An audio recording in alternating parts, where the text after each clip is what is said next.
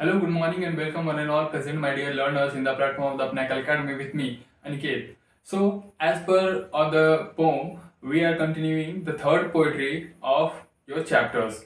So, first poetry हम लोगों ने पढ़ा डस्ट ऑफ स्नो, सेकेंड हमने पढ़ा fire and ice written by the Robert Frost, and आज हम लोग जो पोएट्री पढ़ने वाले हैं वो है आपका ए टाइगर इन द जू, जो कि लिखा गया है बाय लेस्ली नॉरिस।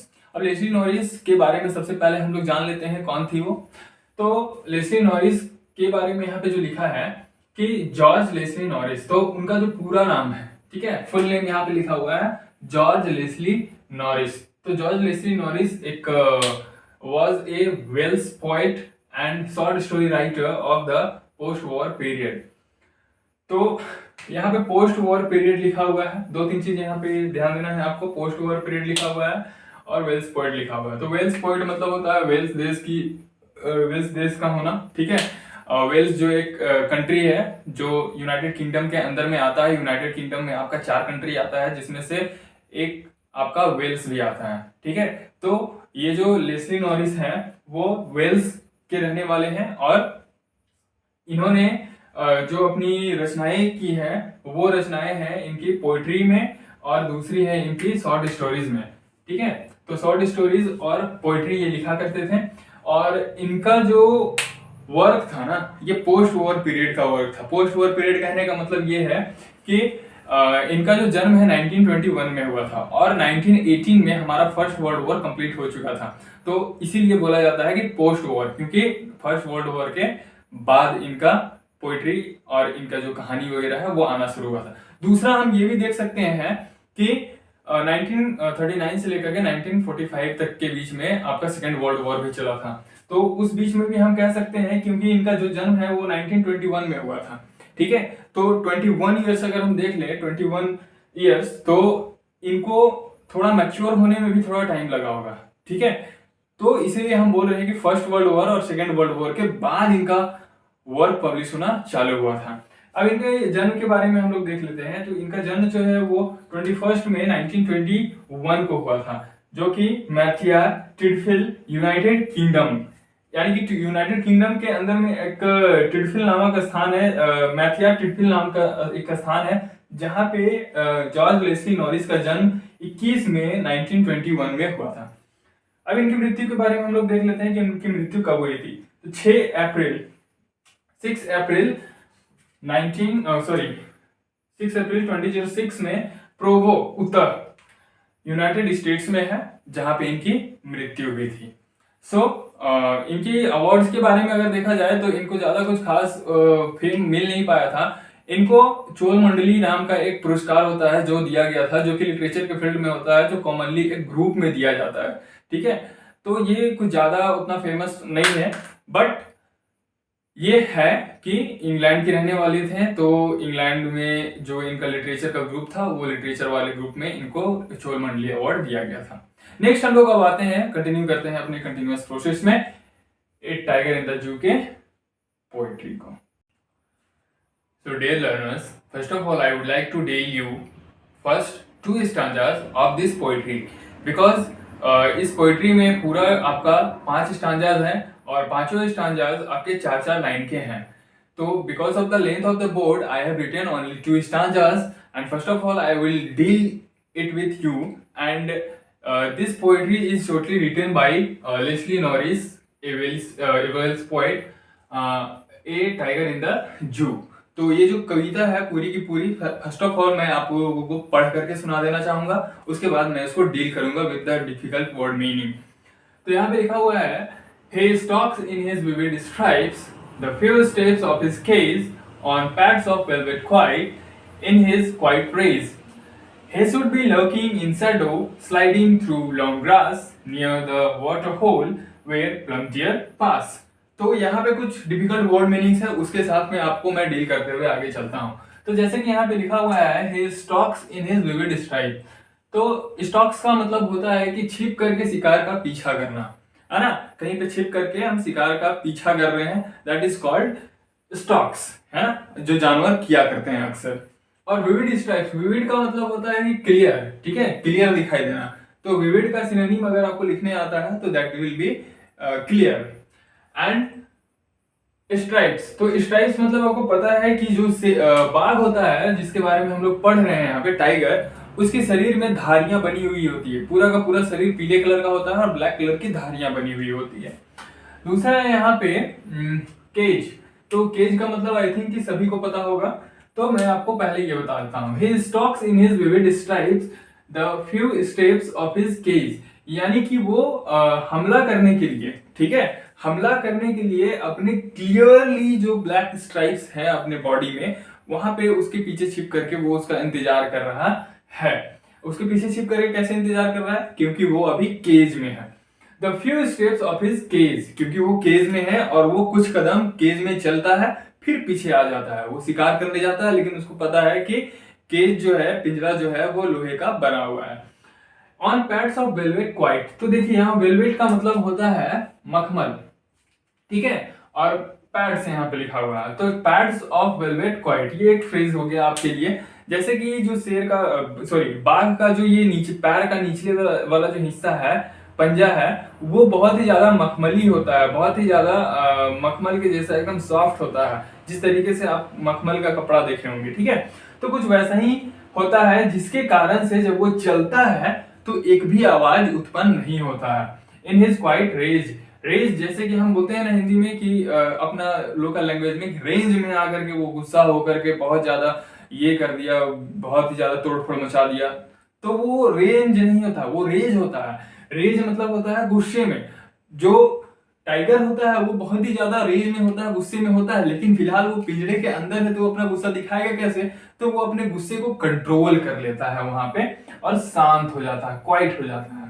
तो यहाँ पे क्या बोला जा रहा है कि वो छिप करके हमले का यानी कि शिकार का वेट कर रहा है, लेकिन वो शिकार कर नहीं पा रहा है क्योंकि वो पिंजरे में बंद है। वो कुछ कदम आगे जाता है फिर वो रिटर्न केज में ही वापस आ जाता है जहां से शुरू करता है।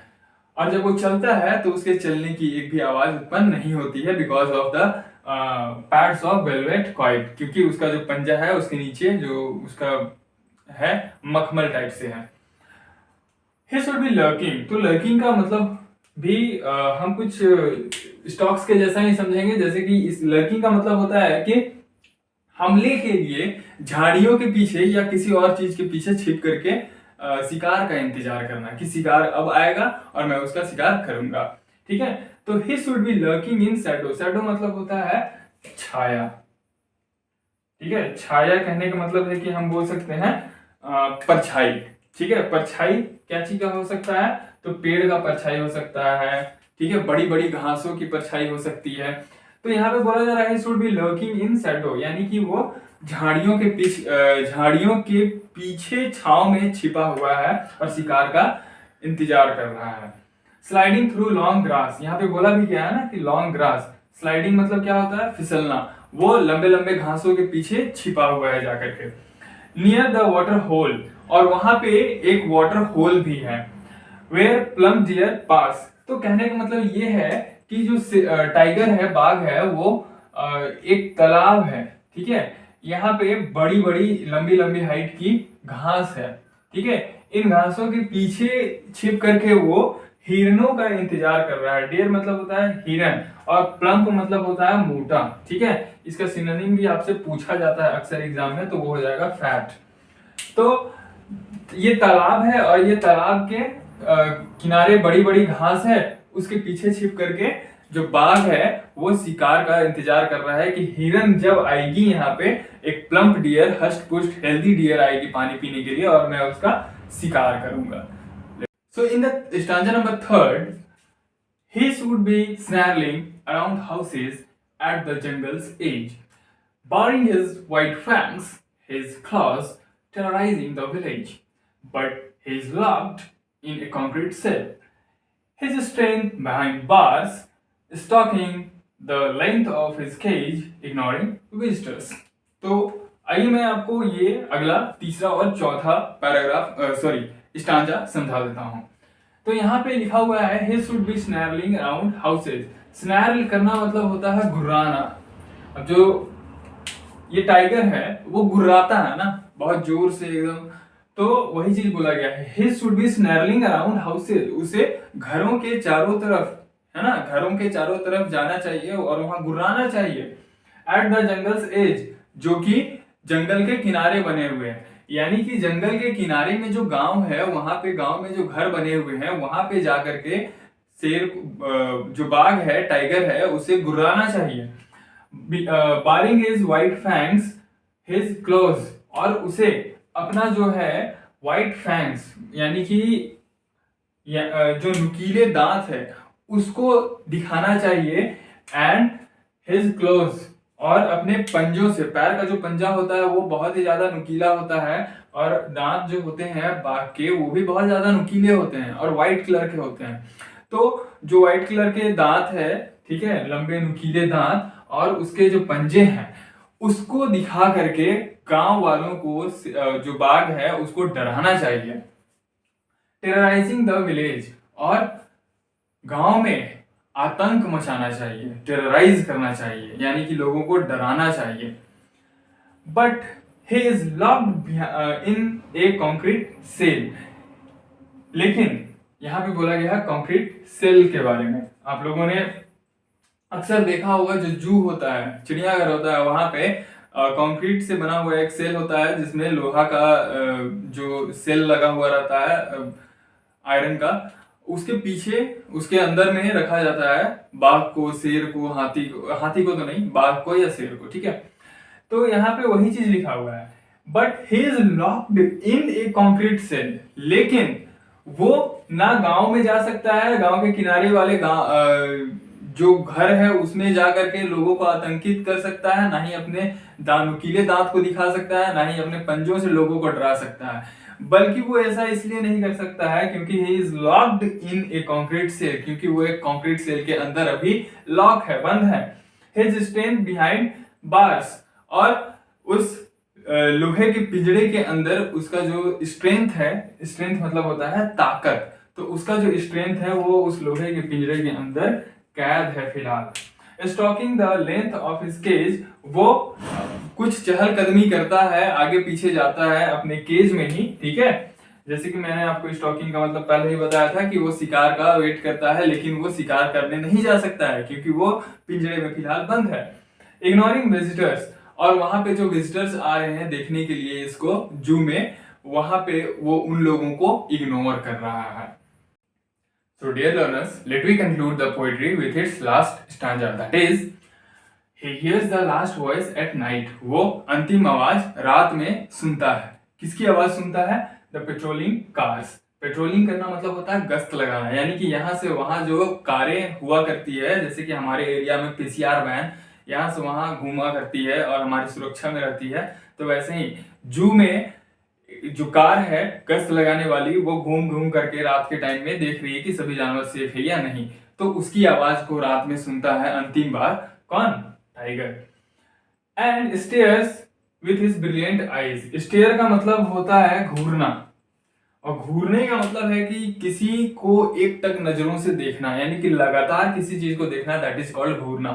तो शेर जो बाघ है वो क्या करता है? And stares with his brilliant eyes. Brilliant eyes यहाँ पे एक फ्रेज के तौर पर इस्तेमाल हुआ है, brilliant eyes and brilliant stars.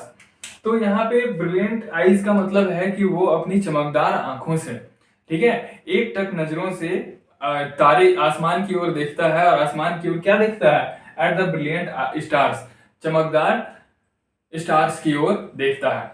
Last में जो हमने देखा था इग्नोरिंग विजिटर्स, इग्नोरिंग का मतलब होता है किसी को नजरअंदाज करना, ठीक है। तो वो विजिटर्स को नजरअंदाज करते हुए अपना चहलकदमी करते रहता है केज के अंदर में, और किसी को भी अपनी ओर मतलब कि ध्यान आकर्षित तो करने देता है, लेकिन किसी को भी अपने तक आने नहीं देता है, ठीक है। अपना खौफ वहां पे भी वो बना करके रखता है। एक क्वेश्चन बीच में कभी कभी आपसे एग्जाम में पूछा जाता है, एक पहली बात तो पांचों स्टांजा में से कोई भी एक स्टांजा आपको दे दिया जाएगा, और उन पांचों स्टांजा में से ये सवाल पूछा जाएगा किसी भी स्टांजा से कि ये स्टांजा केज में है या जंगल में है। तो यहाँ पे मैं आपको बता देना चाहूंगा कि जो पहला स्टांजा है वो आपका केज में है, ठीक है। दूसरा स्टांजा आपका फॉरेस्ट में होता है, घटित होता है। तीसरा स्टांजा भी आपका फॉरेस्ट में घटित होता है, लेकिन चौथा और पांचवा स्टांजा जो है वो आपका केज में घटित हो रहा है। ठीक है, तो इस तरीके से ये हमारी पोइट्री है। आप लोग डिस्क्रिप्शन बॉक्स में जा करके इसका सारा का सारा क्वेश्चन आंसर देख लेंगे, वर्ड मीनिंग्स, बाकी सारा चीज वहां पे आपको मिल जाएगा। So thank you and best of luck for your upcoming examinations, and thank you to all my dear learners.